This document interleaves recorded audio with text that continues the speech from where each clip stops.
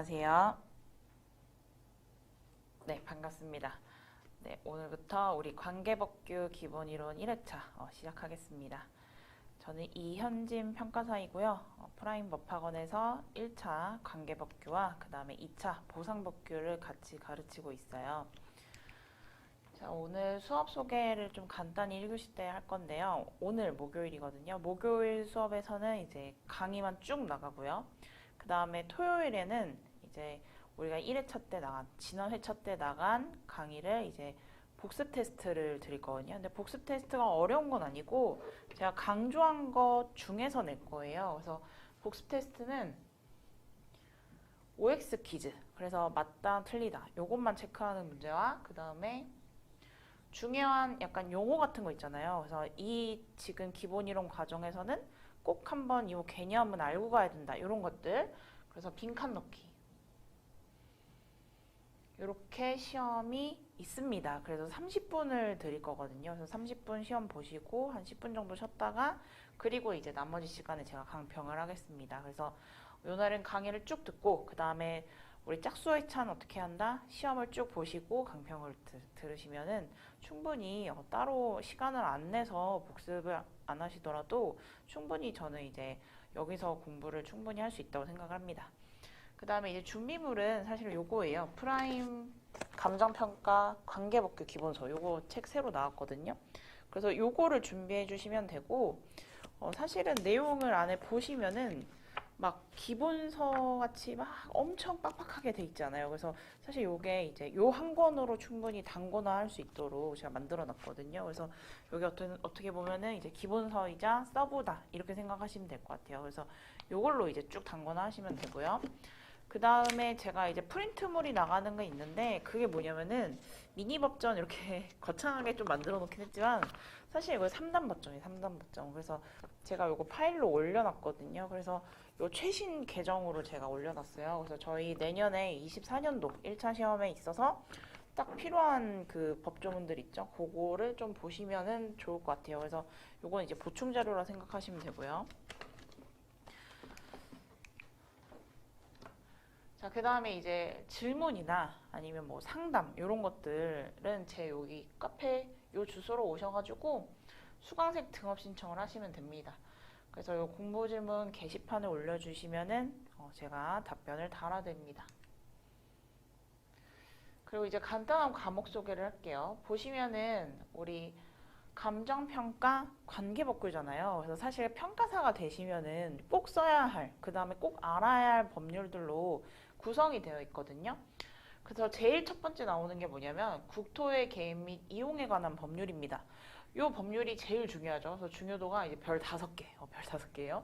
그래서 국토의 계획 및 이용에 관한 법률인데 문항수는 13문제가 나오고 있어요. 그래서 여기서 최대한 많이 맞추셔야 돼요. 거의 뭐 11개에서 12개 이상 맞춰야 된다 이렇게 생각하시면 되거든요.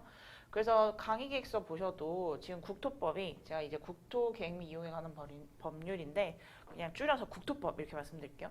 이 국토법 같은 경우에는 강의 차수도 거의 제가 6회차 이상 이렇게 뭐 좀 해놨거든요. 그래서 여기서 조금 제가 집중을 많이 할 거예요. 그래서 여기서는 우리가 최소 11문제에서 12문제 이상을 맞춰야 된다. 이렇게 생각을 하시면 될 것 같아요. 자, 그 다음에 이제 조금 빨간색으로 표시되어 있는 부분들 있죠. 그래서 감정평가 및 감정평가사에 관한 법률. 그죠? 우리 감정평가사 들려고 지금 이 수업을 들으시는 중이잖아요. 그래서 감정평가사 및 감정평가 및 감정평가사에 관한 법률. 이거를 제가 조금 줄여서 감정평가법 이렇게 부를게요. 그래서 이 감정평가법 같은 경우에는 문항수는 좀 작긴 하죠. 그런데 이게 어디랑 연계가 되냐면 2차 과목이랑 연계됩니다. 그래서 빨간색으로 제가 표시되어 있는 거는 2차와 연계가 되기 때문에 중요합니다. 그래서 저희 1차만 붙고 끝날 거 아니잖아요. 그죠? 최종 합격을 해야 되죠. 그래서 2차 시험까지 생각을 이제 좀 염두를 하셔야 하기 때문에 제가 요 세 가지 법은 물론 뭐 국토법보다 뭐 적긴 하지만 또 근데 합치면 또 많죠? 그래서 여기서 또 최대한 많이 맞을 수 있도록 제가 좀 이끌어 드릴 거예요. 그래서 우리 2차랑도 연계가 되기 때문에 이게 공부하는 게 아무 쓸모가 없는 게 아니다. 그래서 여기서도 거의 이제 10문제인데 여기서 최소 8에서 9문제 이상 맞출 수 있도록 이렇게 좀 짤 거예요. 자, 그 다음에 이제 하얀 글씨도 나왔는데 하얀 글씨라고 해서 꼭 안 중요한 건 아니고 이 국유재산법, 그 다음에 공간정보의 구축 및 관리 등에 관한 법률 중에 다 하는 건 아니고 지적에 관한 것만, 그 다음에 부동산 등기법, 그 다음에 건축법, 그 다음에 동산 채권 등의 담보에 관한 법률, 이렇게 이제 하얀 글씨로 써져 있는 게 있는데 요거는 이제 조금 2차와 연계는 솔직히 떨어집니다. 하지만 얘네는 뭐냐면요, 나중에 평가사가 되시면은 평가, 즉 현업과 좀 연결이 되거든요.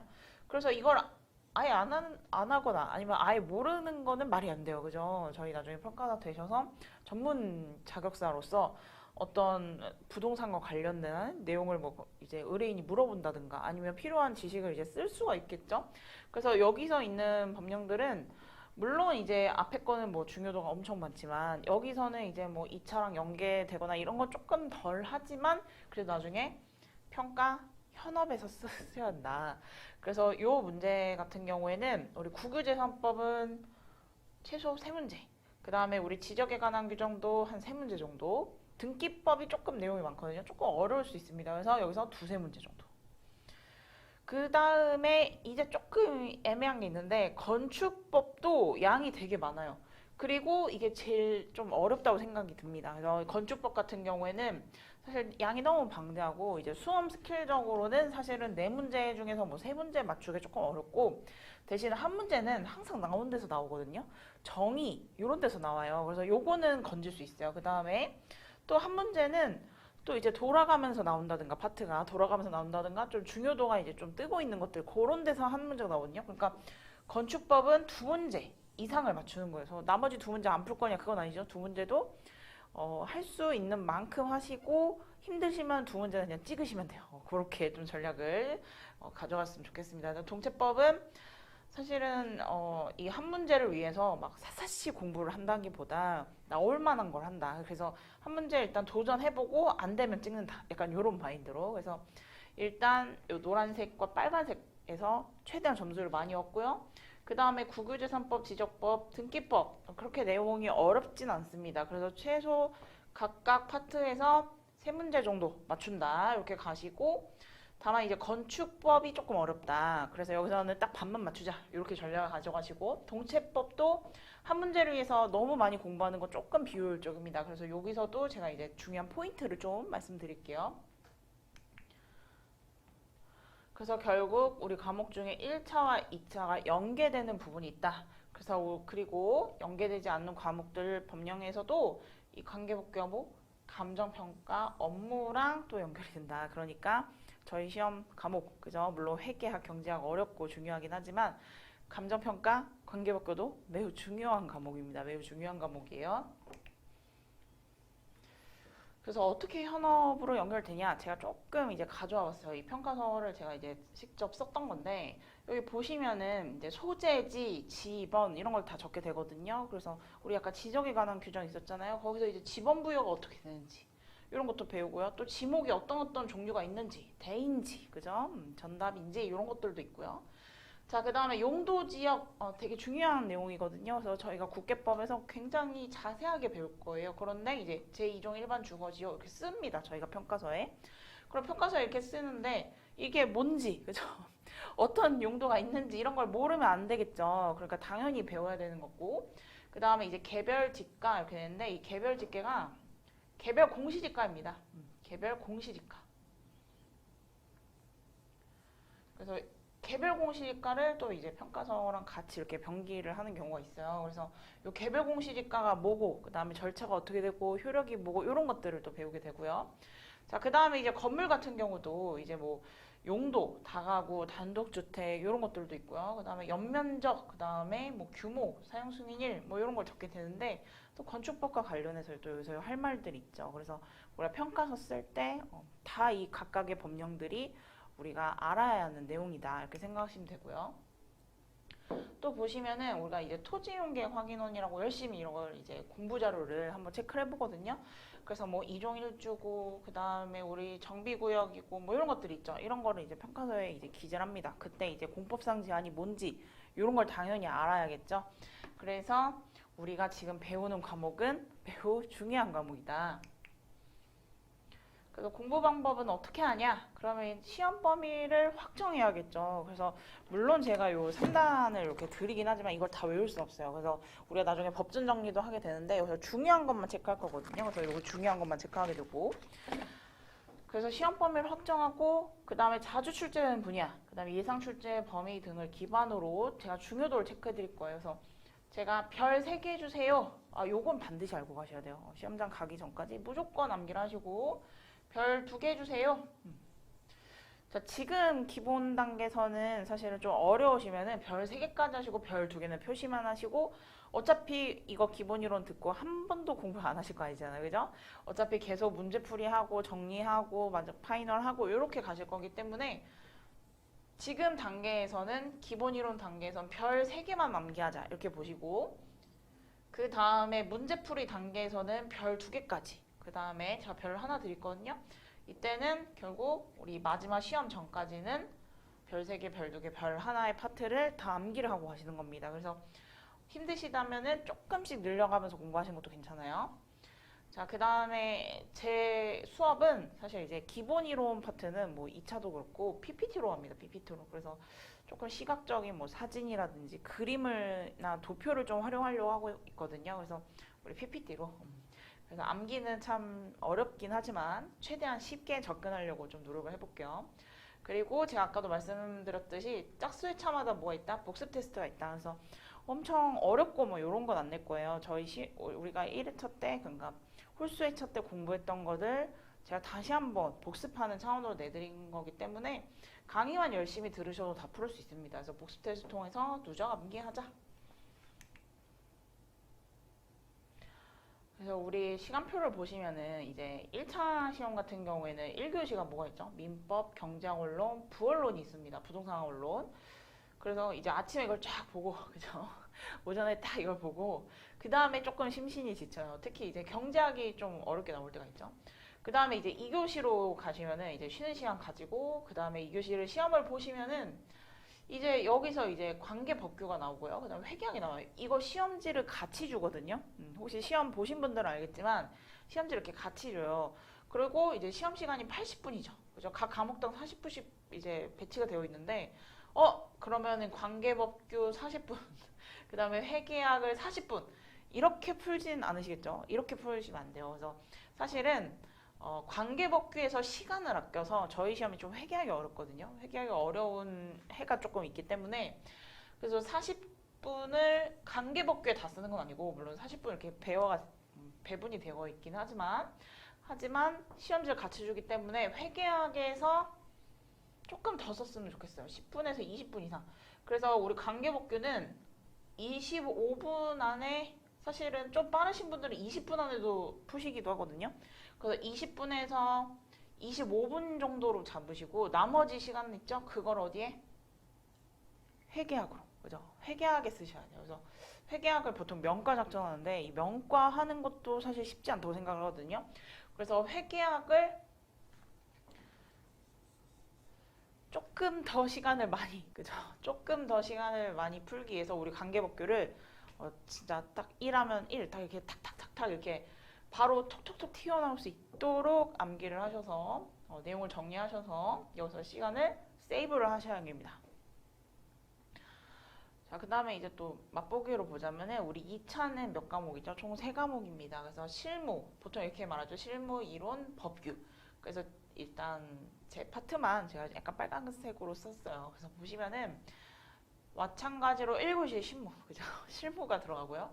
그 다음에 2교시에 이론, 그 다음에 마지막에 법규예요. 그래서 법규는 항상 이렇게 맨 마지막에 그 힘든 채로 보게 되거든요. 그래서 1차든 2차든 이 법규는 맨 마지막에 보기 때문에 되게 조금 힘들 수는 있어요. 체력적으로 힘들 수는 있는데 평소에 공부를 잘 해놓으면 이게 나중에 효자 과목입니다. 그래서 그냥 내가 실무나 뭐 회계학 같은 숫자 같은 경우에 그날 컨디션에 따라서 좀 달라질 수 있지만 법규 같은 경우에는 1차든 2차든 꾸준히 해놓으면 점수는 보장되는 과목이거든요. 그래서 열심히 따라와 주셨으면 좋겠습니다.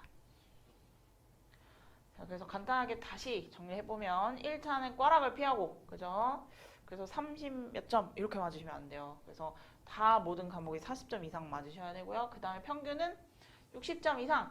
그럼 평균 80점, 평균 90점 이렇게 맞으신 분들 가끔 있는데 제가 봤을 땐 80점, 90점까지는 안 맞아도 된다. 그래서 저는 평균 60점 이상이지만 70점, 요것도 아주 훌륭합니다. 그래서 평균 보통 65점을 목표로 하는 게 맞잖아. 그래서 60점 하면 안 돼요. 근데 60점 하면은 조금 간당간당할 수 있거든요. 그래서 평균 65점을 목표로 하시고 평균 65점을 목표로 하시고 그 다음에 조금 내가 이제 뭐 잘한다. 그 다음에 1차 재밌다 하시면 뭐 70점까지도 괜찮습니다. 근데 평균 80점, 90점을 목표로 하는 건 저는 조금 비효율적으로 생각해요. 그래서 약간 우스갯소리로 1차의 수석은 몇 점인지 아세요? 1차의 수석은 60점. 그럼 차석은 61점입니다. 그죠? 그래서 차라리 65점 정도 맞고 나머지를 사실 나머지 그 시간과 노력을 2차에 저는 쏟는 거를 저는 조금 추천드려요. 왜죠? 여기는 이제 절대평가고 2차는 뭐죠? 상대평가기 때문에. 2차는 상대평가기 때문에 남들보다 조금 더 잘해야 돼요. 그래서 여기서는 막 이렇게 퍼 부어야 되거든요. 퍼 부으시고 막 차별화 전략도 하고 막 이래야 돼요. 그죠? 차별화 전략도 하고 막 이래야 되는데 1차는 효율적으로 공부하는 게 제일 중요해요. 효율적으로. 그래서 사실 관계법규도 저는 뭐 90점 이렇게 맞을래요 하는 것보다는 관계법규도 사실은 1차에서 관계법규도 한 70점에서 한 75점을 목표로 하면은 충분하지 않나 싶습니다. 그래서 관계법규 100점 맞을래요. 근데 100점 맞으려면 정말 공부를 많이 합니다. 그래서 그러기보다는 한 70에서 75, 잘 보면 뭐 80, 요 정도 해서 사실 회계를 명가만 해도 충분히 여기서 뭐죠? 평균을 끌어올릴 수 있게 그렇게 가져갔으면 좋을 것 같아요. 마찬가지로 2차도 법규는 공부를 하면은 점수가 나오는 보장되는 과목이기 때문에 거기서 최대한 많이 하셔서 실무나 이론이 조금 점수가 낮더라도 법규를 이렇게 쭉 끌어오는 견인 효과가 있거든요. 그래서 법규를 조금 많이 하시면은 좋습니다. 자, 그래서 우리가 이제 첫 번째 배우는 게 국토법인데요. 자, 오늘 법전 나간 것도 국토법이거든요. 그래서 요거는 이제 참고를 하면 되고, 제가 매번 법이 새로 나갈 때마다, 그때마다 하나씩 드릴 거예요. 자, 근데 오늘 우리가 이제 책을 처음 봤으니까, 그죠? 책 예쁘게 나왔습니다. 그죠? 그래서 책을 딱 보시면은 이제 목차를 한번 볼게요. 목차. 맨 앞에 있습니다. 자, 맨 앞에 있는데, 목차를 보시면은, 자, 일단 1편 보시면은 국토의 계획 및 이용에 관한 법률 제가 앞으로 이제 국토계획법, 국토법 이렇게 줄여서 부를 거거든요. 근데 보시면 1장 서론 해서 뭐 정의 같은 게 나오고요. 그 다음에 2장 도시군 계획, 그래서 어떻게 국토를 효율적으로 관리할 것인지 계획에 대한 내용이 들어있고요. 그 다음에 3장에 보시면 용도, 지역, 지구, 구역이 있습니다. 그래서 아까 우리가 감정평가서를 제가 잠깐 보여드렸는데 거기에 우리가 일반 주거지역 이렇게 있었죠. 그래서 그게 무엇인지 이런 걸 배울 거고요. 그 다음에 도시군 계획 시설, 지구 단위 계획, 그 다음에 개발 행위허가, 그 다음에 보칙과 관련된 내용들 이렇게 구성이 되어 있어요. 그래서 요거를 우리가 6회차 동안 차근차근 나갈 거고요. 오늘은 조금 편하게 들으셔도 돼요. 그래서 오늘은 약간 OT라고 생각하시면 돼서 좀 제가 용어나 아니면 어떤 구조 같은 걸 좀 먼저 말씀드릴 거거든요. 그래서 오늘 좀 편하게 들으시면 되고 우리 2회차부터는 조금 이제 뭐 도시군 계획이 뭔지 절차가 뭔지 이런 거를 더 자세하게 나가 있습니다.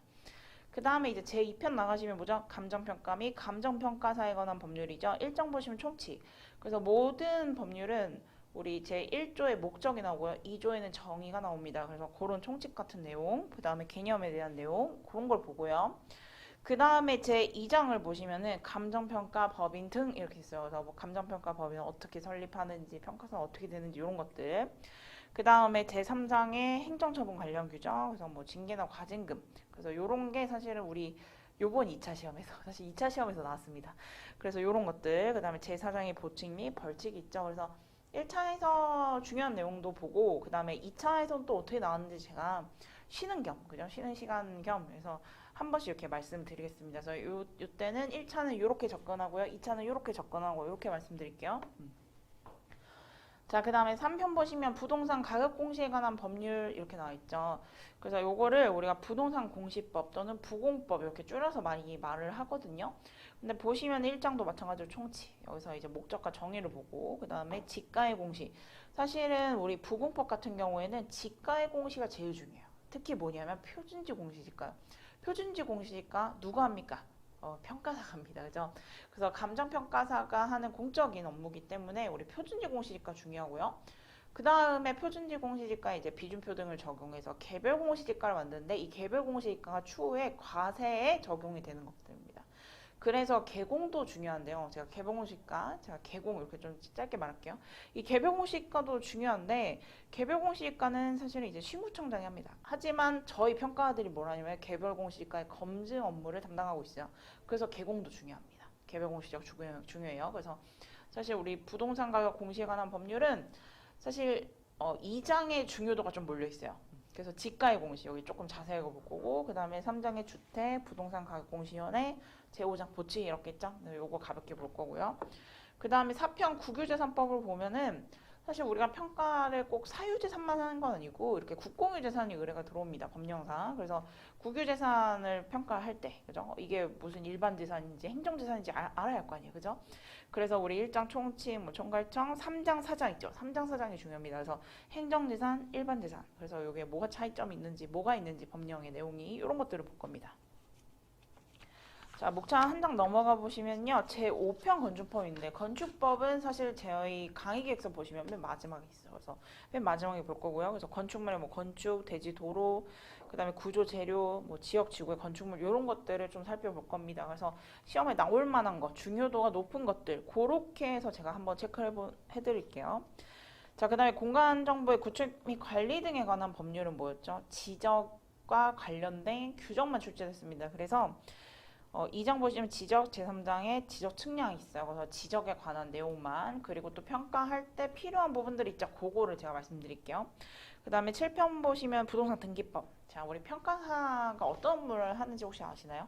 평가사들이 이제 감정평가를 감정평가 업무를 하죠. 근데 이제 주로 토지 등, 즉 부동산을 많이 합니다. 물론 이 등에 엄청 많은 것들이 포함되어 있어요. 그래서 물론 부동산이 이제 많긴 하지만 거기서 뭐 기업 가치라든지 무형자산이라든지 영업권이라든지 이런 기타 등등 다양한 것들을 뭐 항공, 성박 엄청 많은 것들을 합니다.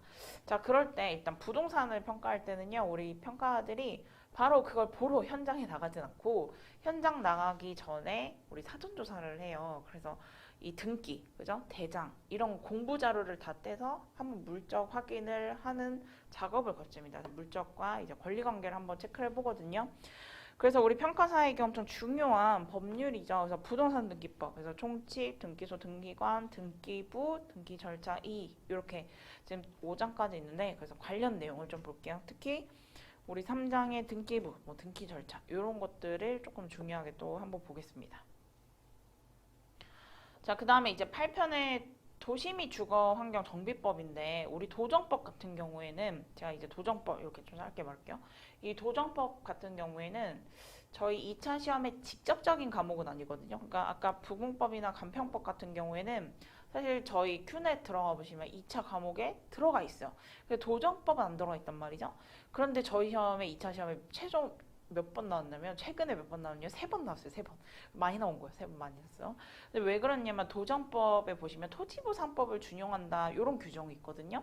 그래서 우리 도정법 같은 경우에는 사실은 이제 2차에서 직접적인 어떤 법률 출제되는 법률은 아니지만 간접적으로 준용 규정이 있어서 또 출제가 될 수 있다. 그리고 평가들이 또 재개발 재건축 이런 평가 업무 영역을 이제 고유히 갖고 있기 때문에 중요하기 때문에 이 법률도 매우 중요합니다. 그래서 총칙, 계획 및 구역 지정, 정비사업 시행, 보칙 및 벌칙 이렇게 있습니다. 그래서 여기서는 또 이제 또 재밌는 이야기와 함께 또 제가 우리 8편 할 때 한번 자세하게 좀 말씀드릴게요. 자, 그 다음에 이제 9편인데 자, 여기서 몇 문제 나온다고 했죠? 한 문제.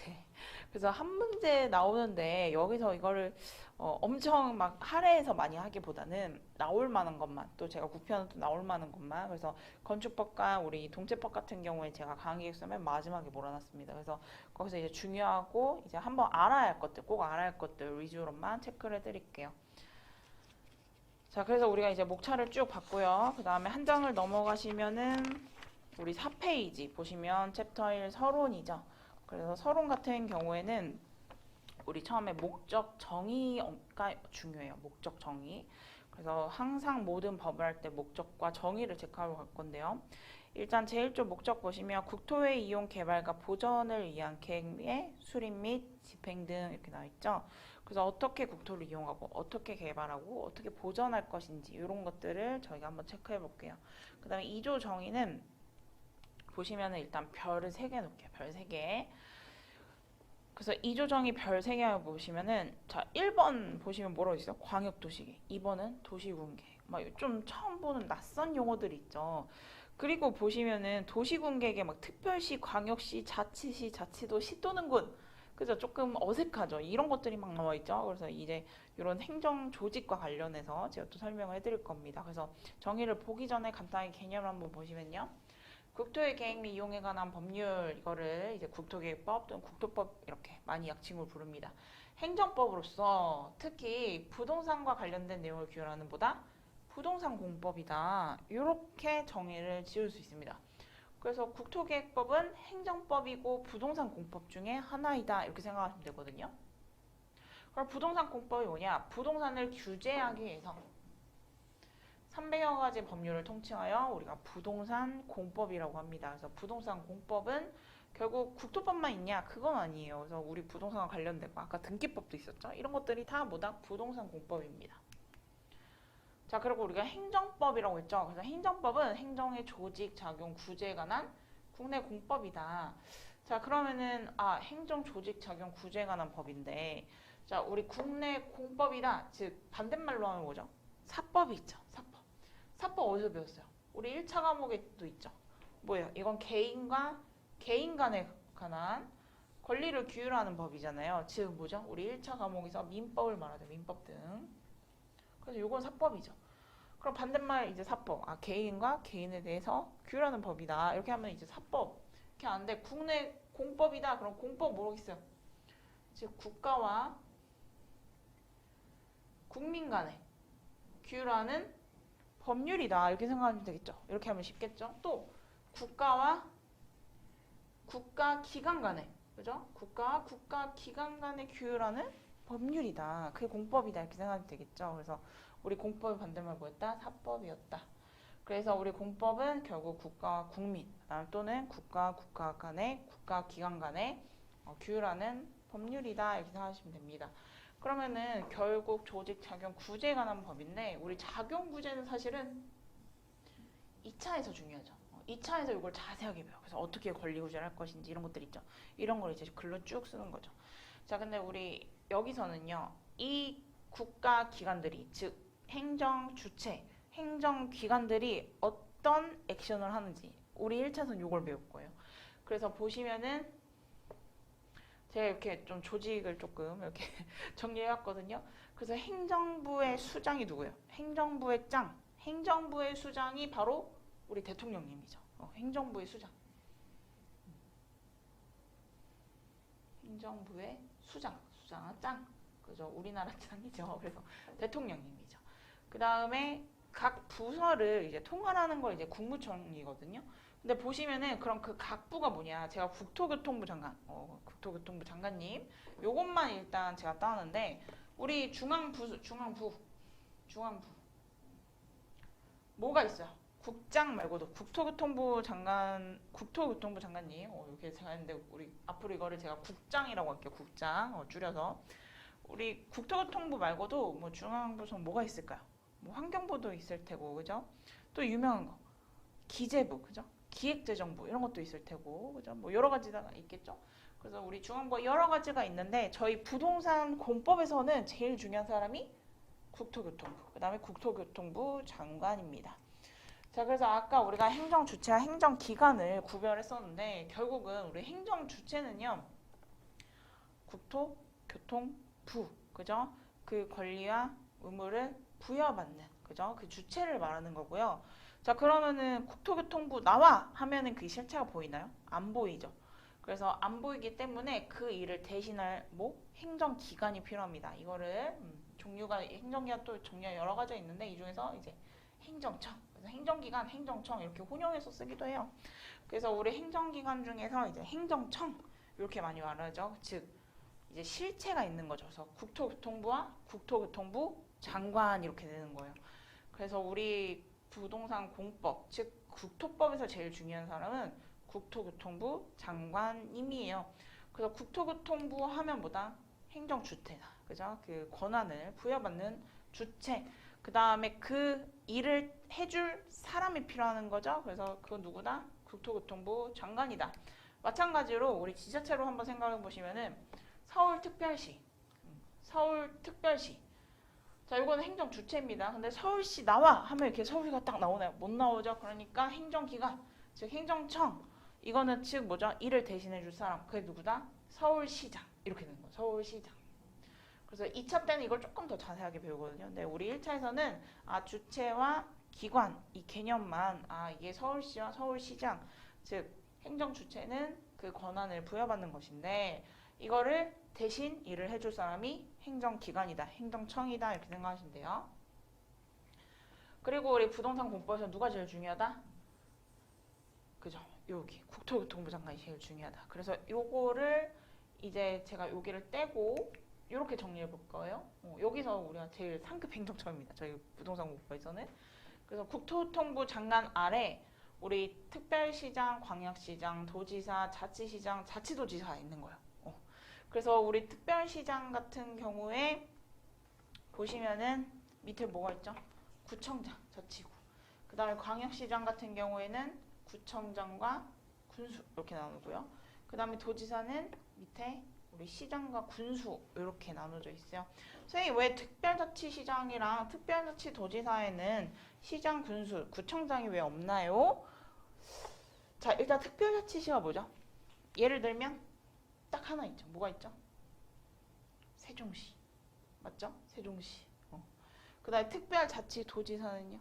여기 뭐 경기도 이런 게 아니죠. 뭐죠? 제주. 그죠? 제주도. 그죠? 제주특별자치도입니다. 그래서 우리 세종시나 제주시 같은 거에 물론 그 안에 뭐 시가 있긴 하지만 그 안에 시가 있긴 하지만 거기는 우리 행정구역이에요. 행정구역. 그냥 일반 행정 편의로 해서 나눈 거지 여기서 말하는 이런 자치구나 시장 군수가 아닙니다. 그래서 여기 밑에가 없어요. 특별자치시랑 특별자치도시는 없어요. 그래서 특광, 도지사, 특별자치시장, 특별자치도지사 이렇게 지금 이렇게 분리가 되죠. 그래서 우리가 보시면은 요 밑에 또 도지사 밑에 보시면 시장에 또 위에 제가 한번 이렇게 나눴거든요. 인구 50만 이상은 또 대도시라고 불러요. 그 다음에 이제 일반 시가 있고요. 그리고